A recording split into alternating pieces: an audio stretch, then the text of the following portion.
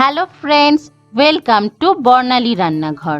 আজকের পর্বে আমি খুবই টেস্টি একটা চটজলদি বানানো যায় সেই রকম একটা রেসিপি নিয়ে হাজির হয়েছি। আজ আমি বানিয়ে দেখাচ্ছি একেবারে নতুনত্ব, খুবই টেস্টি মিষ্টি গোলা রুটির রেসিপি। গোলা রুটি তো আমরা অনেকভাবে খাই, কিন্তু এইভাবে মিষ্টি গোলা রুটি বানিয়ে দেখুন, বাচ্চাদের টিফিনে খুবই ভালো লাগবে এটা দিলে।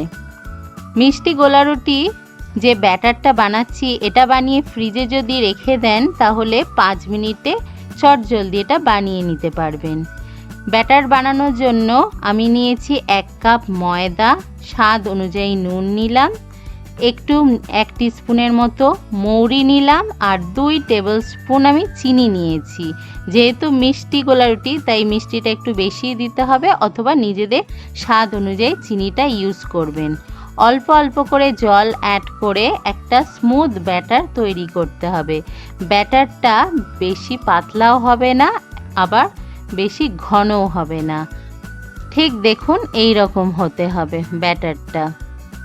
আর এই ব্যাটারটা বানিয়ে সঙ্গে সঙ্গেও করে নেওয়া যায়, তবে আমি বলবো ব্যাটারটা বানিয়ে নিয়ে একটু 5 মিনিটের জন্য একটু এটা রেস্টে রেখে দিলে গোলা রুটিটা খুবই ভালো হয়।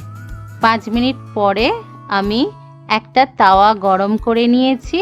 আর এই গোলা রুটিটা বানানোর জন্য বেশি তেল কিন্তু লাগে না, সামান্য একটুখানি তেল চাটুর মধ্যে ভালো করে ব্রাশও করে নিতে পারেন, বা একটুখানি নিয়ে এইভাবে ছড়িয়েও দেয়া যায়। এবার যে ব্যাটারটা বানিয়েছিলাম সেটা প্রথমে হাতা দিয়ে খুব ভালো করে একটু মিশিয়ে নিলাম। তারপরে আমি 1 হাতা দিয়ে দিলাম। সাইজটা নিজেদের পছন্দ অনুযায়ী আপনারা করবেন। আমি ছোট ছোট বানানো পছন্দ করি, তাই ছোট ছোটই করছি। এবার এইভাবে আমি গোল করে নিলাম। গোল চাটুর মধ্যে করলে গোল হলে দেখতে সুন্দর হবে।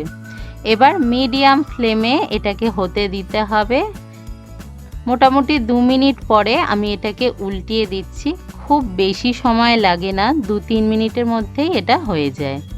আর আরেকটুখানি আমি তেল দিচ্ছি, চাইলে নাও দেয়া যায়, চাটু থেকে এটা এমনিই উঠে আসে। আরেক পিঠও ভালো করে আমি সেঁকে নিয়ে এবার এটাকে আমি তুলে নিচ্ছি। এই গোলা রুটিটা ঠান্ডা হওয়ার পরেও শক্ত হয় না, নরম তুলতুলে থাকে।